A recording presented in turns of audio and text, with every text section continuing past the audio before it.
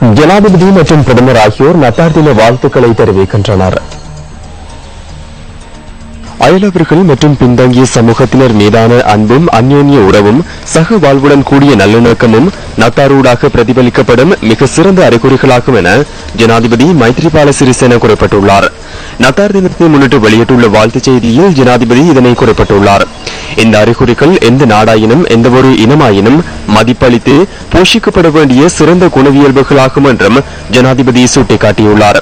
இத்தகைய குணவியல்புகளை உயிர் பெற செய்வதன் ஊடாக உலகம் முழுவதும் ஆயுத கலாச்சாரம் மௌனிப்பதற்கு வழி ஏற்படும் என்பதுடன் சமாதானத்தின் காற்று அனைத்து இதயங்களிலும் குடிபுகுவதற்கும் ஏதுவாக அமையும் என ஜனாதிபதி மைத்ரிபால சிறிசேன தமது நத்தார் தின வாழ்த்துச் செய்தியில் மேலும் குறிப்பிட்டுள்ளார்.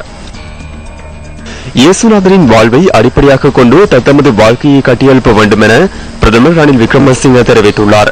உலகளாவிய ரீதியில் கிறிஸ்தவ மக்களால் கொண்டாடப்படும் நத்தார் பண்டிகையை முன்னிட்டு விடுத்துள்ள வாழ்த்துச் செய்தியில் பிரதமர் இதனை குறிப்பிட்டுள்ளார்.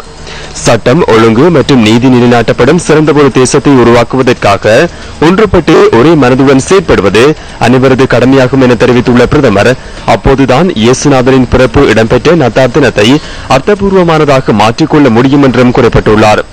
இன மத பேதமற்ற சமாதானம், மகிழ்ச்சி நிறைந்த தெய்வீகத்தன்மை மற்றும் மனிதத்துவத்துடன் கைகோர்த்த நட்பண்புகள் மிகுந்த ஒரு சூழலையே தற்காலிக சமூகம் வேண்டி நிற்பதாக தமது நத்தார் தின செய்தியில் பிரதமர் ரணில் விக்ரமசிங்க சுட்டிக்காட்டியுள்ளார்.